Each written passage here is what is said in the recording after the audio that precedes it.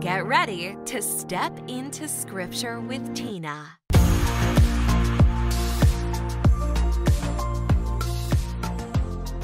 Hey everyone, welcome to Step into Scripture. My name is Tina Wilson. I'm a pastor's wife and a mom of 7. Alongside my husband Matt, I've committed my life to serving King Jesus as a church planter, a Bible teacher, an author, and an advocate for all-in family ministry. I'm passionate about making Christ and his church famous and about helping people develop an open-ended commitment to reading the entire Bible beginning to end and do it again and again and again. This is something I walk out with women at my church year after year. And in this podcast, this is a supplement to our scripture reading. The purpose here is to help you connect with God's Word, to answer questions that you have about the Bible, and to help you find practical application in everything that God says. So we are in the middle of a mini series in this podcast right now, season 3, and we are talking about marriage. We are doing it through the book Song of Solomon, just taking that entire book apart. And so I'm really honored for this season to have my friend and mentor, Allison Harris, joining me. So Allison, if you don't mind, would you go ahead and introduce yourself also? Hello, my name's Allison, and I am also been in ministry, been married to my husband, Jerry, who's a pastor. We've been married for 40 years, so yeah, you can do it. You can survive this thing called ministry. And so I have 4 grown children, 3, sons in love, daughter in love, 2 daughters in love, 1 son in love, and 5 absolutely perfect grandchildren. Awesome. And you have been married for how long? 40 years. Yes. And you and Jerry do marriage retreats we do where you help coach other couples through this? We do marriage retreats. We do about 3 or 4 every fall, and then 3 or 4 every spring. And the biggest thing that we talked about is we just give you tools in your toolbox to learn how to communicate through all the different phases of your marriage. And if someone wanted to connect with those retreats, is that open? Is there a place they could you learn about that? Definitely. Just reach out to you or reach out to me, and we'll get you hooked up. We'll take you to our retreat center that's in the middle of a cornfield. And yes, if we did build it, and they are coming. That's awesome. I love it. Play on words. Now we've got 3 more special guests with us this week. The most special over here. Yes. And actually, these guests are often with us. You all just don't get to see them because they're often behind the camera. They're creating this podcast, doing the editing associated with it. But this week, we have a couple that is still in the early years of marriage who are coming alongside for this episode, Joel Madison and their baby Nash. Would you all introduce yourself? Tell us a little bit about yourself. I'm Joel. I'm the worship arts director here at Ecclesia. This is my wife, Madison. She's the assistant to our discipleship pastor, also at Ecclesia. We've been married for 16 months, so a little over a year. What else you want to know? The handsome little man. Tell us about the other guest that's here. This is Nash also. He's new to the family. He's 2 months. He'll be 3 months on Saturday. We like him a lot. We plan on keeping him for a while. And, yeah, he's fun. So every week when we intro this podcast, I say I'm an advocate for all-in family ministry.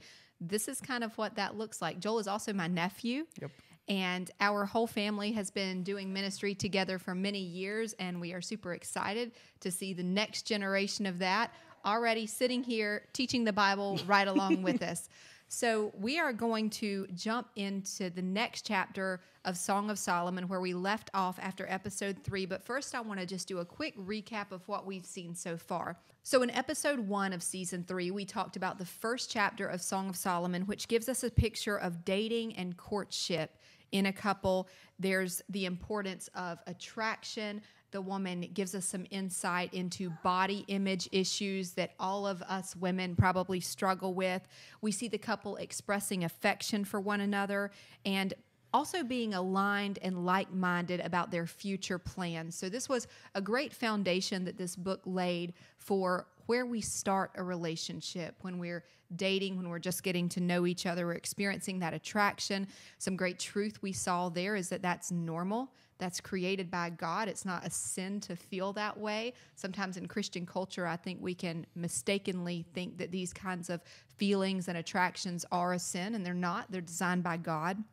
We moved into episode 2 of this season, and we looked at Song of Solomon chapters 2 and 3, which describe the engagement of the couple. So there we saw them expressing to one another the exclusivity of their attraction. When you move into that engagement phase, you are saying, I am never again for the rest of my life going to be interested in another man, another woman. It's only you.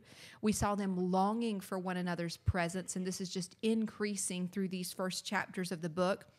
But then we also saw, after the proposal, the woman kind of taking a step back, hesitating a little bit, taking time to really evaluate the relationship, make a wise decision, hopefully a prayerful decision.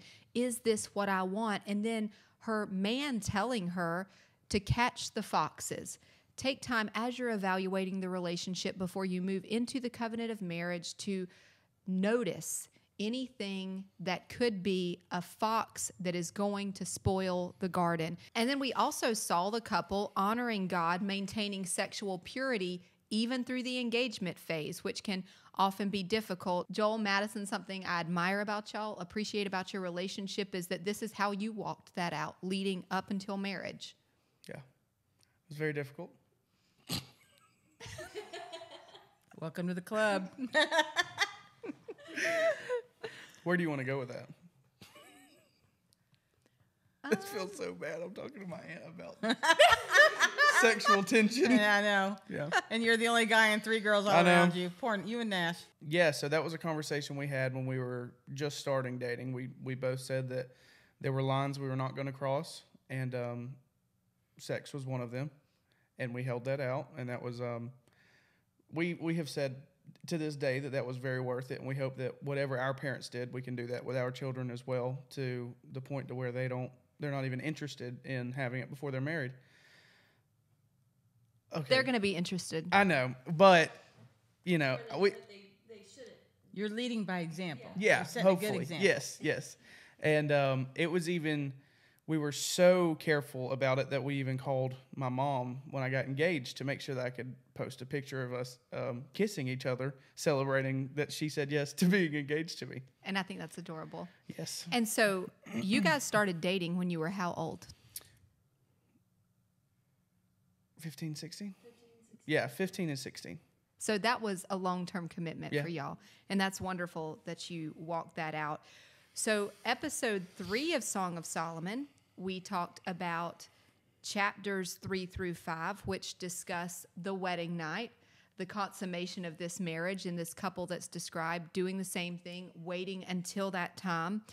There we looked at the chiastic structure of this book, which is several poems, and there's a climactic center, which is the consummation of the marriage, and then inverse parallelisms that build out from that center. And we'll see some of that in today's episode, because we're going to see sequences that we've already read in the poem repeated in different ways as we come into the second half of it. And that section of Song of Solomon also describes the wedding night, the ritual of lovemaking, the foreplay leading up to it, but it's described in beautiful language, not in crass terms, not in a demeaning way, and it's not something bad to talk about.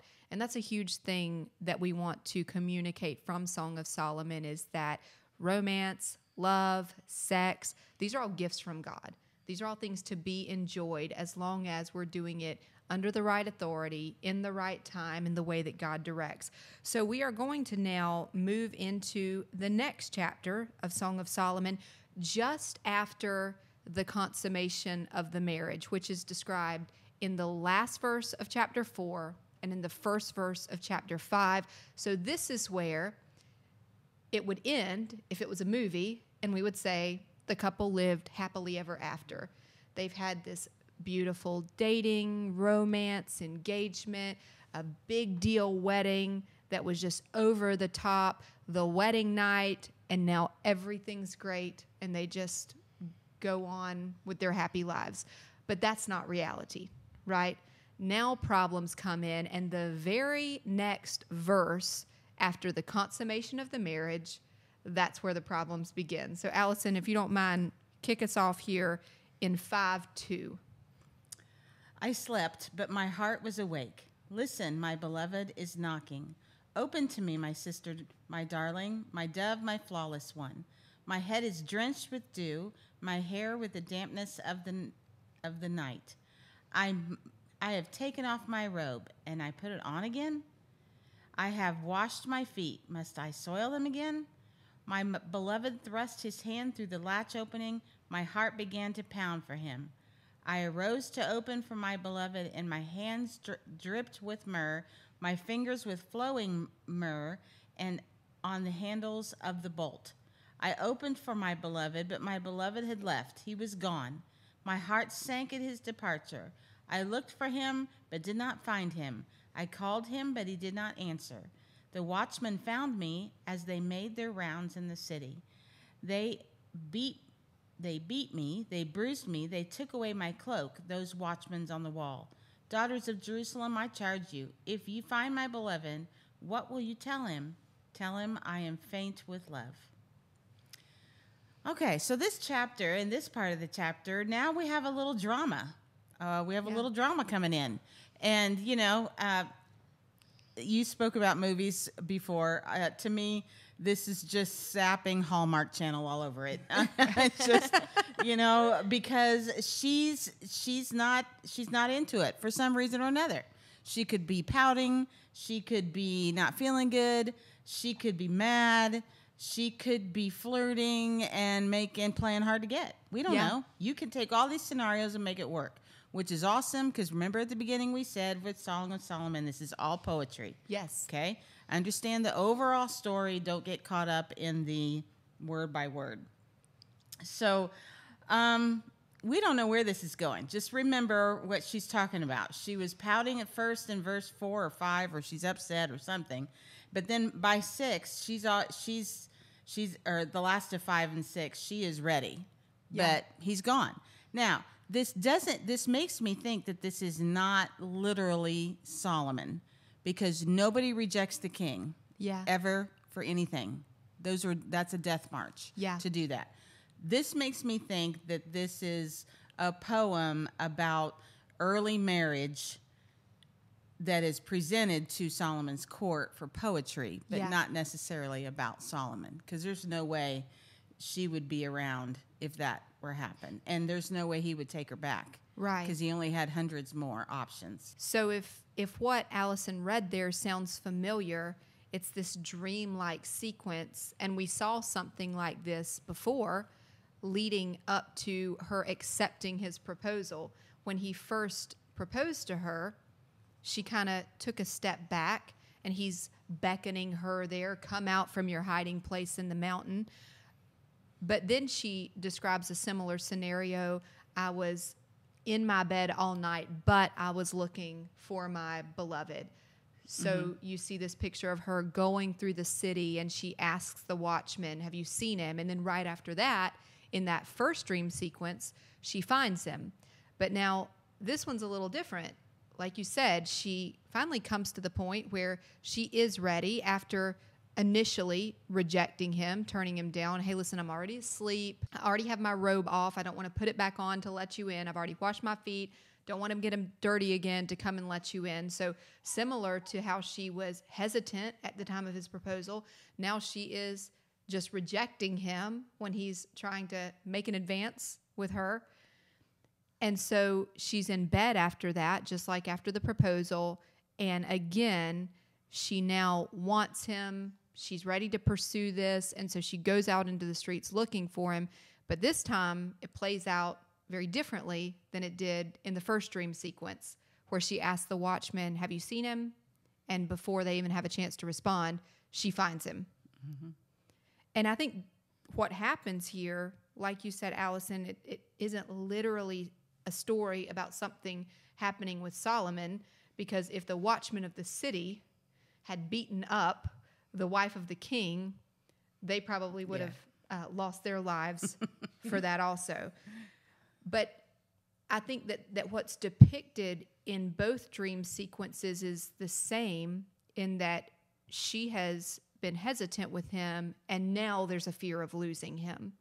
And now she's ready to go and pursue them. And that's kind of that chiastic structure we talked about, where we see things at the beginning repeated at the end, and we're moving outward from the climactic center of the book, which was the consummation of the marriage. So what I see from what you're saying, Tina, and what you guys are dealing with, first marriage, in your first couple years of marriage, there are different ways to go. When we do marriage retreats, we always say, you always win the argument in your head. So if you're arguing with your spouse, you're always going to win the argument in your head. I mean, who doesn't? And then if you don't, then we need to have another discussion. I mean, right. You always win. And so it could be that with her too. I mean, she's like, okay, you were late. So if you're late, I'm not getting out of bed. I'm not going up at the door. Fine. Yeah. And then she realizes, okay, maybe she wakes up and go, okay, I'm not going to win this argument, literally or figuratively, so I'm going to get up. That's one option you could try. Yeah. Which is code for don't win the argument in your head, deal with what's real. Secondly, don't live in fantasy land.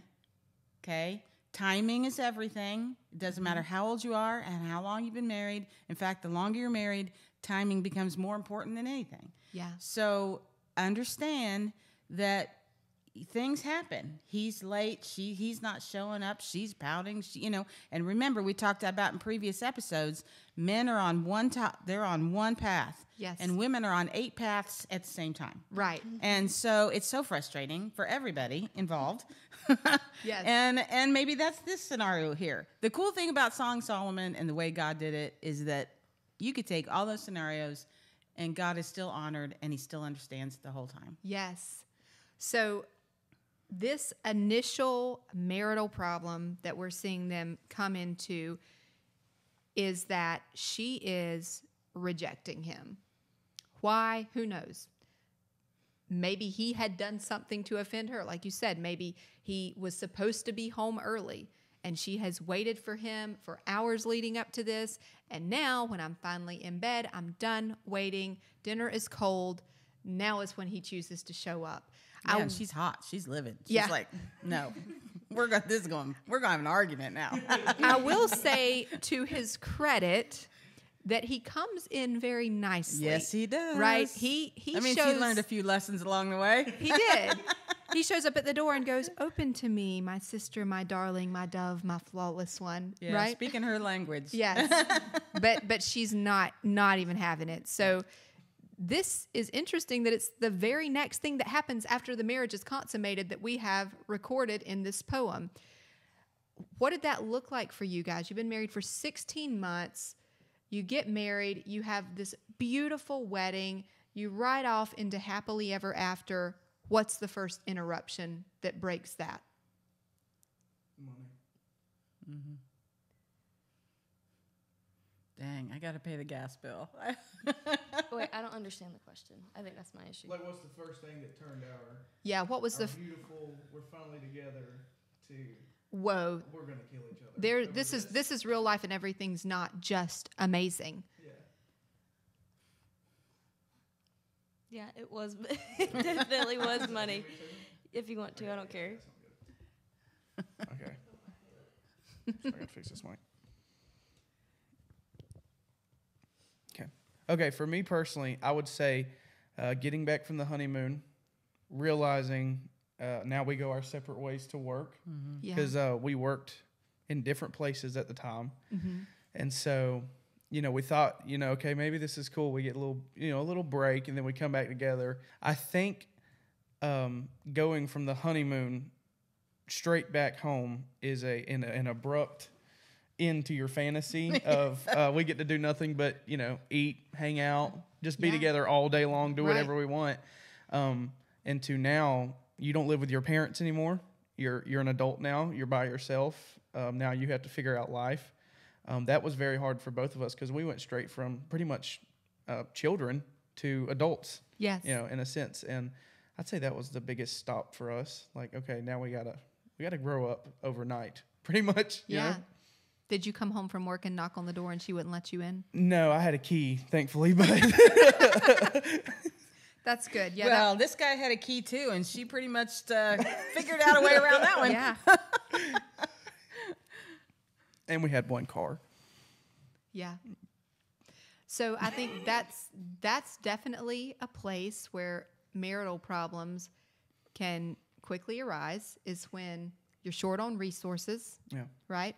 One car, don't have a lot of money, both of you are working, especially you're working in separate places, and that financial strain, that can create such a difficult space in a new marriage.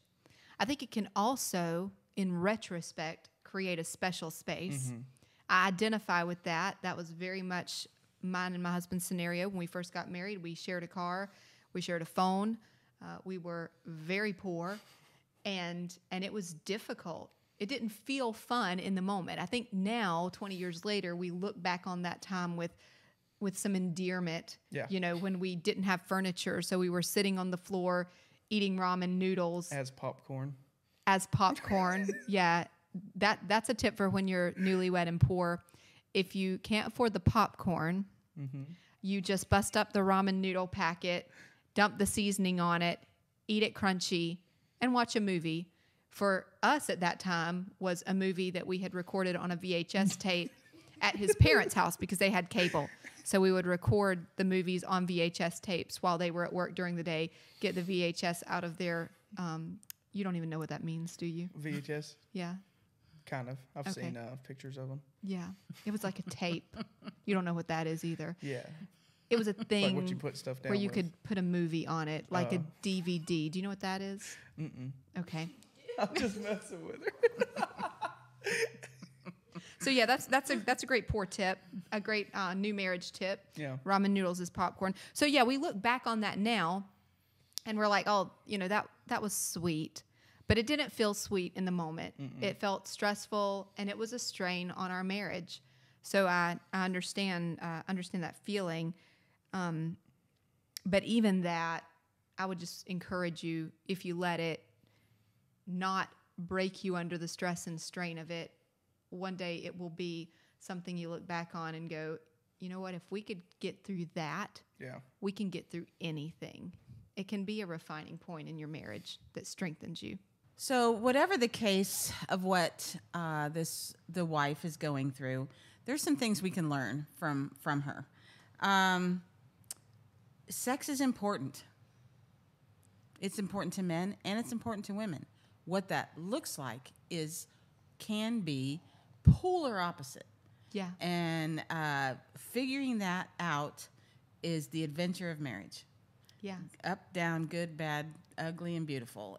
That's the gist of that. And so, but it is still very important. Women, godly women pursuing Jesus in their life, withholding sex is not godly. Right. I understand if there's trauma, or there is trauma, or there's history there, or you're in a very unhealthy marriage. I understand those are exceptions, so we're going to put all those exceptions and move them to a little bit aside. Generally speaking, it is not a good idea for the wife to use sex as a weapon. Yeah. Figure it out. Talk about it, communicate about it, and communicate has to be more than the four words, which is fine, nothing, whatever, and the ultimate sigh. Okay, those are the four things. That's not communication, okay? Silent treatment does not work. Right. It might work in the moment. You'll pay in the long run. Yes. So figure that out. Talk it out, work it out. Now, I do understand that everybody sometimes needs to take a break, especially men, because in that frontal lobe, they're gonna react first and respond later. And if they need to react and go take a walk, fine. Yeah. But then you need to tell them you're coming back. If they need to get in the car and go, fine. But you need to tell them you're coming back, and you need to come back. You don't need to be gone. You have to communicate. Yeah. And same if a woman has a temper, show some mutual respect in your communication, so that eventually you can get back to sex, which is another form of communication. The last one is the one I really want to focus on, is that we cannot be self-focused in our marriage, and especially when it comes to communicating. Self-focus can be, and understandably so, it is a self-defense mechanism. Yeah. Totally understand that. That means we've got some insecurities that we need to talk to God with and we need to talk to our spouse with. And those will never go away. They will be manageable and you might be able to overcome some, but there will always be some level of insecurity that you're going to have to work through. But when we're self-centered is when we make these arguments in our head that we will win in our head and lose in reality. So trust that God knows what's best for you and loves you, even when your spouse doesn't or when you don't love yourself. And same thing for the man in that situation. So, yeah, I think that women, especially, have the ability to control the thermostat in this area. I think it's generally true of men that they're going to take the path of least resistance. They're not coming in necessarily looking for a fight.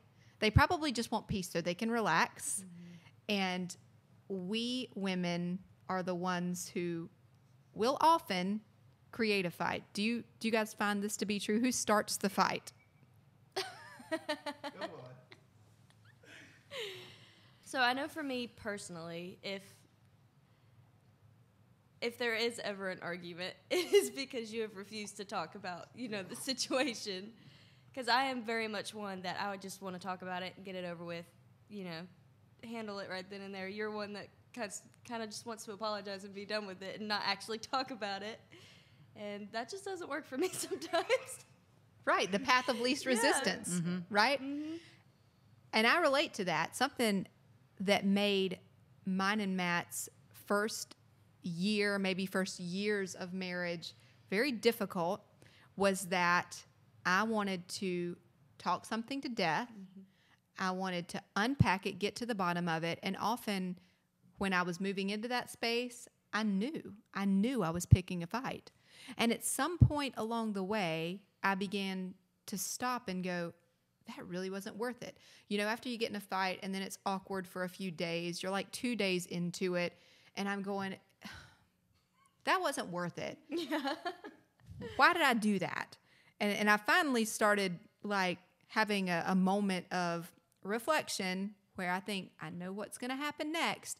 Is it really worth it? Is this really something that I want to start a fight over? And Matt was path of least resistance. He didn't want to fight with me. When we were dating, if I started arguing with him, he would hang up on me. That's what Joel would do too.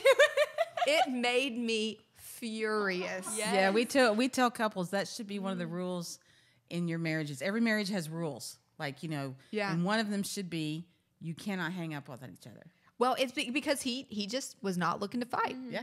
Like, I had to really... Yeah, but you get in a bigger fight when you do Yes, that. it did. That It just did. fuels the fire. Yeah, no doubt. I would call him back and be, excuse me. But I have You did taken a what? cue from it.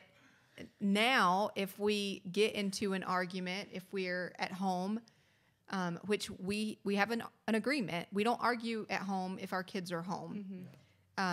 We don't walk that out perfectly, but we really try to. And if we do it, then we do apologize to our kids because it's just not something that should be on them. It's not a weight that they should carry. But if we're at home alone, we get into an argument, sometimes one of us will just go for a walk for a minute. And I've taken that cue from him. That's not something I ever would have reasoned that I should do on my own. I just want to fight. I'm a fighter. I'm sort of scrappy. But I've learned, like, okay, no, he doesn't want to fight. Just take a minute. And that's what he was doing and hanging up on me way back then. I just didn't understand it at the time. I thought it. We've even implemented at his age. Like, Yeah. don't raise our voices in front of him. Yeah. Yeah, we have a rule now where there's a sign that we have to drive by to go into our neighborhood, and that sign is where it stops. That's cool. And that's a boundary that we've had to increasingly move because used to we'd get in a fight in our bedroom. Yeah. And that's the terrible thing because that's a sacred space, right? We're reading a lot about a garden here in Song of Solomon. That's the garden. And now you've made the garden awkward.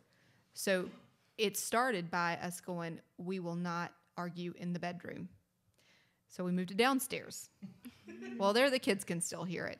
So then we are not going to argue in the house. Well, no, we move it outside. The neighbors think we're nuts, right? So now we've increasingly moved the boundary so that our neighborhood entrance sign is the place. And sometimes his blinker is on and I go, oh, we're not done. And we have to circle around one more time. It's not time to pass the neighborhood At least sign you're yet. driving. We have to actually stop the car and turn it off because we're going to be here a while. I mean, you know, we both married pastors, so we know how to communicate very well. And for us, we have to, when the kids were younger, we do not now, but when the kids were younger, we did the same thing. We had to go take a drive. Like if my car could talk, it would be ugly. Yes. But we'd have to find a place that we didn't think anybody would notice us, because then it would be, oh, the pastor and his wife are having a fight, you know. Yeah. And half of them would be thrilled, and the other half would be devastated. So, you know, find a park or something where nobody's going to notice, and if you know, I get it. Yeah, it's important in your marriage that you develop rules on how to fight fair. Yeah. You know, for him, I needed to tell him, I need you not to hang up on me. That communicates that you don't care about me at all. And he had to say, when I tell you I can't keep going, I need you to stop. Don't pound an issue to death. Just take a break. So those are rules that you have to figure out. But what we learn from this Song of Solomon account is withholding sex is not going to fix it. The silent treatment or creating distance between you and your spouse is not going to fix it. Doing that, which is kind of what we see her doing here, really is only creating a space for Satan to work in your marriage. And Paul actually talks about that. I want to just read this scripture while we're here. 1 Corinthians 7, 3-5 says, the husband should fulfill his marital duty to the wife, and likewise the wife to her husband. The wife does not have authority over her own body, but yields it to her husband. In the same way, the husband does not have authority over his own body, but yields it to his wife. Do not deprive each other, except perhaps by mutual consent and for a time, so that you may devote yourselves to prayer.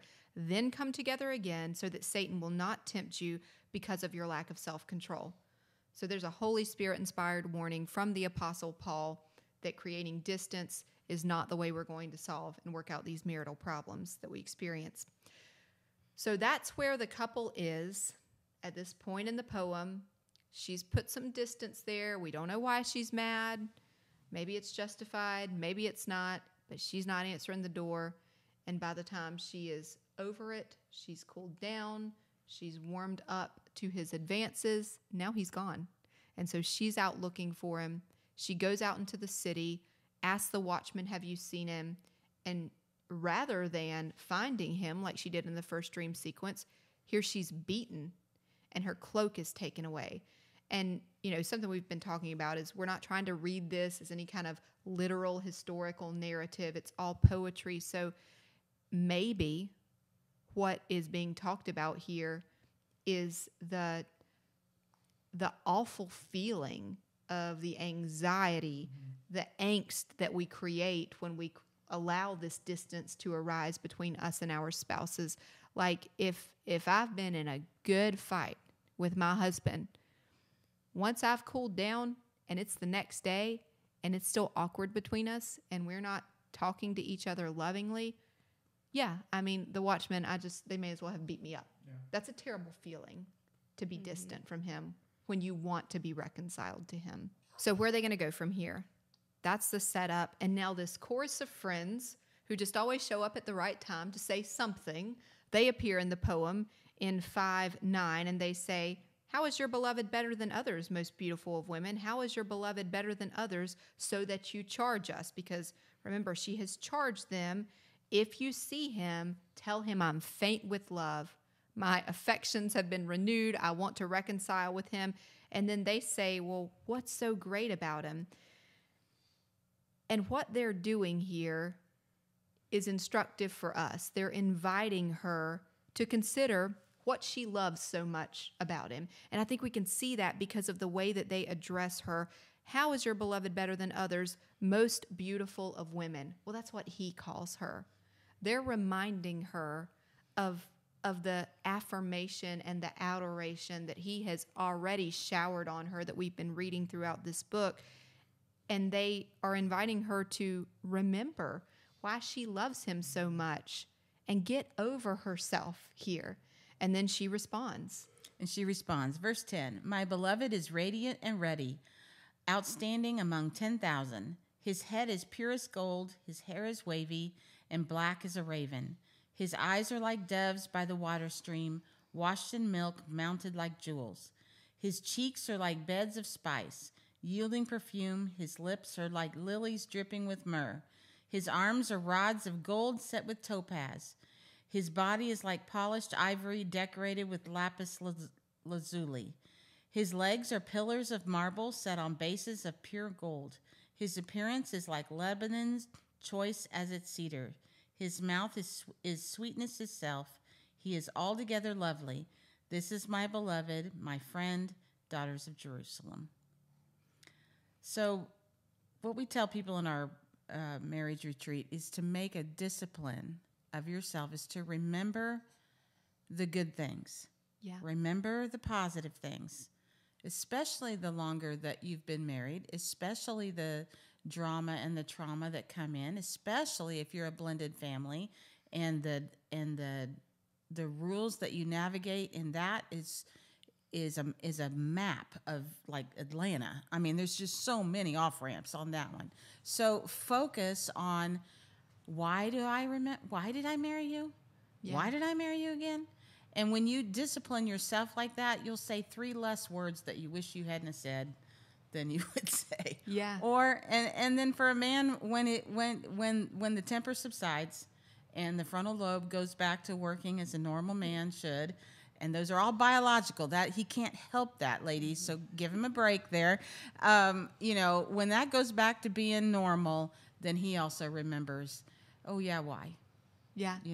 So. Do you guys find that it was easier when you were dating to look past any shortcomings in one another than now that you're married? No, I think when we were dating, it was a lot harder, just because when we were dating, there was really only like one day a week that we saw each other. So throughout the week, like any of those shortcomings could really build up and become, I guess, more intense. Yeah. And I guess make the fire bigger. And if any little thing happened, we would really get into it. So now that we're together all the time, It's like constantly Yeah. behind her. That's cool. Well, this is a great truth for us when we are struggling in our marriages, that we go back and we remember and we recount, what do I love about this person? What's amazing about them? And focus on the positive. In our marriages, we can start noticing shortcomings and letting our thoughts stay there rather than thinking of all the ways that our spouse is good, which is what this woman does here. She answers her friends by describing him in great detail and just everything that she loves about him, everything that she finds attractive about him. And, I don't want to say fake it till you make it, but when you're not feeling it, go back and remember when you did and why you did, and lean into that. Because the Cinderella story, the happily ever after, is not the default setting. It's not the realistic setting. We see that in this marriage that just after it's consummated starts to experience some strife. But it is possible when we're willing to sacrifice, not be self-focused like Allison said, when we're willing to serve one another, and when we're intentional about working through all our problems. So lessons that we can learn from chapter 5 of Song of Solomon about overcoming conflict in our marriages is, don't make excuses to neglect your spouse. Don't do it.